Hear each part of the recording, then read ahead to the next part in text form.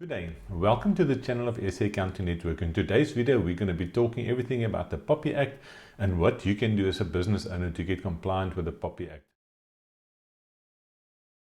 Because unfortunately the POPI Act doesn't give you a step-by-step process of what to do. But there are enough guidelines, and luckily you're speaking to us because now you don't have to go and read 50 documents to see what you're supposed to be doing. And then interestingly enough, private opinions that you might have on a person. So if you've got an opinion on somebody and you can't actually prove that it's a fact, that is considered as personal information. So be very careful about that. Now, I always say to my clients, for me as an accountant, I see myself as a GP, so I know a little bit about everything, but I don't specialize in a specific area. So if you had to go to a doctor and he sees something funny on his skin and he's not sure, then he's going to refer you to a specialist. So that's exactly what I did today. Is I brought in one of the big guns. We've got an advocate on the line that we're going to be talking to on a Zoom call, and she's going to explain to us exactly what we need to do as business owners to get compliant with POPI. So I'm going to jump down to my computer and then we're going to take the conversation from there. Good day, Ronel. Thanks to the welcome to the channel of SA Accounting Network. As we discussed, we're just going to talk quickly about the POPI Act, and I think maybe just to start off with, maybe you can just introduce yourself quickly to the viewers and just say who you are and why this is an area that you specialize in. Hi, Heinrich, and thank you for having us. It's a privilege for us to be on your channel.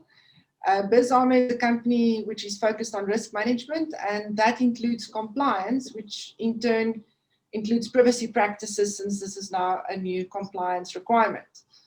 I've personally been involved with POPI and POPI Compliance specifically since 2013 when the Act first came out. So you can say that I've certainly seen my share of privacy-related projects over the last 7 years. We deal with some very small sole proprietors to medium-sized organizations, as well as state-owned entities like Cricket South Africa, medical funds like Bonitas, quite a number of private schools, and also we deal with financial service providers. Okay. Yeah, thanks, Ronel. Thanks for the intro. I think maybe just as a starting point, you know, we've been following on the news. There's been lots of talks about the PIIA manuals and the deadline that's coming up at the 30th of June. If I, as a business owner, had to, for instance, I do my PIIA manual, I submit it through to the SAHRC, those guys over there, does that mean that I'm POPI compliant? Is that the final thing, or was that only the start of the journey? What happens after that? So the PIIA manual is only one part of compliance, and the PIIA manual has actually been a requirement for many companies before this deadline of the 30th of June. The POPI Act initially came out in 2013, but let's say it was never activated for, let's not leave the legalese out of the communication today. So that means that the rules existed, but they were not actually enforceable as yet. As of the 1st of July 2021, the rules can now be enforced. And this basically means the stick is out, compliance is now a requirement, and companies can actually be held accountable if they don't comply. So the PIIA manual you have to have by the 1st of July, and that's for all organizations. And POPI compliance is now also compulsory for most organizations. There are some exclusions if you'd like me to talk about that. Yeah, maybe you can just mention one or two of the exclusions that there are. So every organization must comply with the POPI Act, but as opposed to the PIIA manual, which is a requirement for every organization, the POPI Act says every organization who deals with personal information. So some companies may not actually have personal information, so that means that they don't actually need to comply. But there's no determination in terms of only if you're registered or something like that. So if you are a sole proprietor, if you're a partnership, a registered company, an unregistered company, everybody has to comply, except if you're a private household or if you don't deal with personal information. There are other exclusions, for example, journalists and some of the state functions, for example, the judiciary. So for criminal prosecutions, they don't have to comply. Yeah, that's really interesting. And I think one thing that I wanted to ask you about, I see there's a lot of confusion out there about PIIA, POPI, and the POPIA. You know, what's the differences between those? Well, people call it by different names. There's POPI and POPIA, or POPIA, and the other day I heard somebody call it papaya, but that's a bit wrong, eh? That's a fruit. So POPI is actually the protection of personal information. And if the A is added at the end, it refers to the Act, the actual piece of legislation, which then sets out the rules for our constitutional right to privacy. The other act that you were talking about is PAIA, and that stands for the Promotion of Access to Information Act. And that sets out the rules of our constitutional rights to access information. These two pieces of legislation work together because if an organization holds information on you, you have the right to know that, and you also have the right to access that information. So essentially the POPI Act protects your privacy and your privacy rights, while the PIIA Act gives you the right to access that information. Okay. So for me as a business owner, what is the steps for me to become compliant with the POPI Act? Is there something, I know like with the PIIA Act, we have to submit those manuals, but is there maybe like a template that I must follow, or is it just a generic roadmap that I have to follow to make sure that I'm compliant with the POPI Act, or is there some formal process of me getting compliant? Heinrich, that's a really good question, because unfortunately the POPI Act doesn't give you a step-by-step process of what to do. But there are enough guidelines, and luckily you're speaking to us, because now you don't have to go and read 50 documents to see what you're supposed to be doing. And I suggest that you'll write this down, and the viewers must please write this down. So there are a couple of steps. Step 1, conduct a risk analysis. This is a legal requirement. You have to do a risk analysis. And during this risk analysis, you should measure the risks in your company against the 8 principles of POPIA. So shortly, you should assess what information your organization holds, why you're holding it, what you're doing with it, and whether that complies with those 8 principles.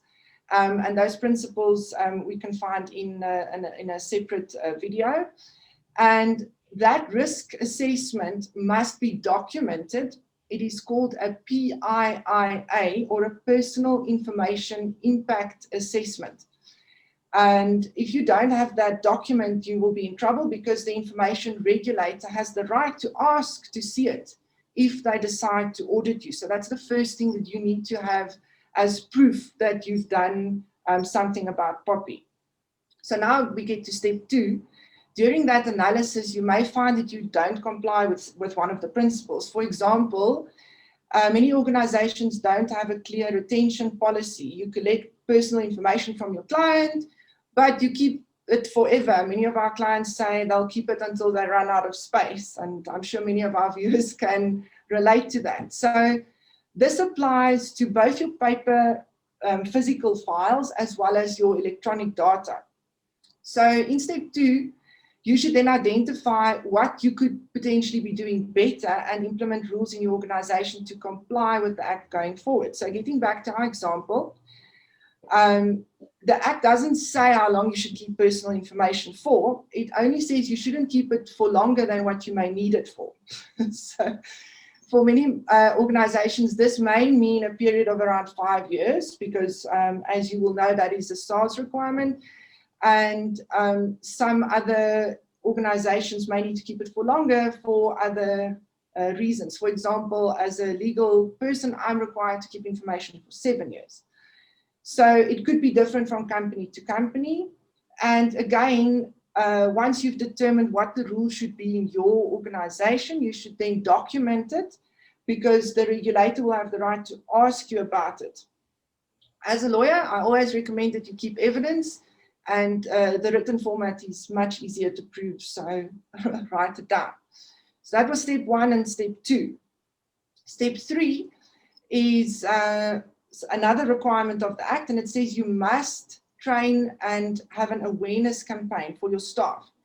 So it's also, again, a very broad thing, because this could include formal training for the entire staff complement if you have got a larger organization, or maybe if you've got a smaller organization, just a session that you use to discuss the rules with your staff. So the Act doesn't specifically tell you how to do it, but just that it should be done. So remember to also keep proof thereof. That could be something like an attendance register and a copy of the material that you used in the session.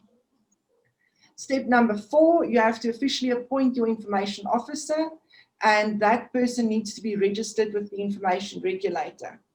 There's a portal. I saw that it just opened today. I haven't been able to access it yet. It was hanging, but hopefully by the time that our viewers see this, they can also do that registration. Then there's one additional thing, and that is that the security, and security is both your physical security as well as your information security, so your IT stuff. There's a requirement in the Act to assess that security measures on an annual basis, and then you have to keep a record of that, and that should also be documented. Yeah, I think that was the other question that I also had is, you know, how often do you need to do this? You know, is a POPI compliance just like a once-off thing to say, okay, you've gone through the list, you ticked all the boxes, and now I'm fine for the next 20 years, or is it the thing that you work on continually? For the security, it says once a year. For the other stuff, it doesn't say how often you would need to do it. But we recommend that you do everything at least on an annual basis, because then you know it's kept up to date. And then you've got a new document to prove it to the regulator. If you're a bigger company, you may need to do it on a more regular basis for specific projects or specific things that may change in your organization. So again, it's open for interpretation. Yeah. And so with your business, with Bizarmour, how do you guys assist small businesses to become compliant? Is it something, do you guys come out and do an assessment and give the people like a guideline and help them to implement all the stuff? Or do you just give them a template and say, okay, go make sure you tick all the boxes? How do you guys get involved with the process? So, Andy, we take a practical approach to these things, because we understand that most companies don't even know what risks to assess. So what are you going to write down in your PIIA? At least now you know how to spell it, but apart from that, what are you going to do there? So we offer various different approaches to compliance. It could either be that we are helping you with your risk assessment through a 2-hour session where we engage with the client, and then after that we give them that PIIA document with recommendations and some templates that they can then implement in their organization. And that could be from a cost as little as 2,000 Rand a month, or we can go up to, depending on the size of the organization and the complexities, to a full implementation. And that full implementation could then include that we actually help them to implement it, and then we offer training, we offer awareness programs, and that could take various different forms. We can do anything from in-person training to online training and e-learning. So there's a lot of different ways that we can get engaged, and such projects can become quite costly depending on how many employees you have. But we're not the type of people to go in and just give you a box of stuff and then say everything is done. Tick the boxes, off you go. For us, it's important that you actually derive benefits from such a project. And interestingly enough, there's a recent study that was done, not in South Africa, because we don't have privacy activated as yet, but in some of the other European countries. And they said in that study that they found that people are willing to pay extra if they can trust your company being a privacy partner and dealing responsibly with their information. So there's definitely a business benefit for you to be compliant. Yeah, that's good news. And I think, yeah, like I said, I think the main thing about the video that I wanted to do is just to create some awareness, you know, for the guys for them to know that if you do submit a PIIA manual, that's not the end of the road, that's only the beginning of the road. And I think also just for the people out there, just to be aware that there's help available, out there for small businesses. And that is not something that they just need to try and figure out on their own and spend hours and hours Googling of how to do it and what needs to be done and so on. But there are actually companies out there that can assist small business with their POPI compliance. So I think what I'm going to do is on my website, on the SA Accounting Network website, I'm going to put a form there. So it will be my domain name, saaccountingnetwork.co.za/POPI. And then I'll have a form ready there for the viewers that if they want to get in touch with you guys, then they can submit their inquiries there. And then I'm sure that you guys are going to be able to help them nicely going forward. I don't think there's anything else that are questions that I've got on my side. Is there anything else that you maybe just want to mention as well to the viewers, or? Maybe there's one more thing. People sometimes don't understand what personal information is. I mean, the whole Act is about personal information, but if you don't know what that is, maybe you wouldn't know whether you need to comply or not. So maybe we can also just talk about that for a moment. Personal information is information about, and the Act writes it like this, they say an identified or identifiable natural person or juristic person. Now, a natural person is a human being, an individual, a person of flesh and blood, and then you also get a juristic person, which could also be a company. And this is different to some of the other jurisdictions. For example, if you look at the privacy laws in other jurisdictions, they only talk about personal information as that of an information of a human being, a person. So we've also got to be very careful with information that we deal with of companies. And there are certain categories that you can get of information, and that would include contact details, demographic information such as your age, your sex, your date of birth, your ethnicity, history of a person or a company. That would be, for example, employment history, financial history, educational history, criminal, medical information, biometrics, which would be your blood type, fingerprint, DNA, some information like that. And then any, interestingly enough, private opinions that you might have on a person. So if you've got an opinion on somebody and you can't actually prove that it's a fact, that is considered as personal information. So be very careful about that. And then there are some categories of information which is considered as special personal information. So that is more precious than the other stuff that I've just mentioned. So for example, if you deal with information of minors, and those are kids under the age of 18, that is considered even more special. So I hope that also helps our viewers. Yes, yeah, for sure. Oh, awesome. Thank you very much, Ronel, for your time this morning or today. And yeah, I'm sure that there's going to be a lot of people that will benefit from the video. Just once again, to all the viewers out there, I want you guys obviously to like the video, subscribe to the channel. And if you found any value in the talk of today, maybe just share it with your other business friends as well.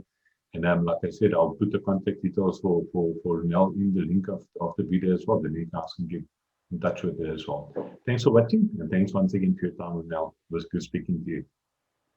Thank you, Heinrich, and have a great day.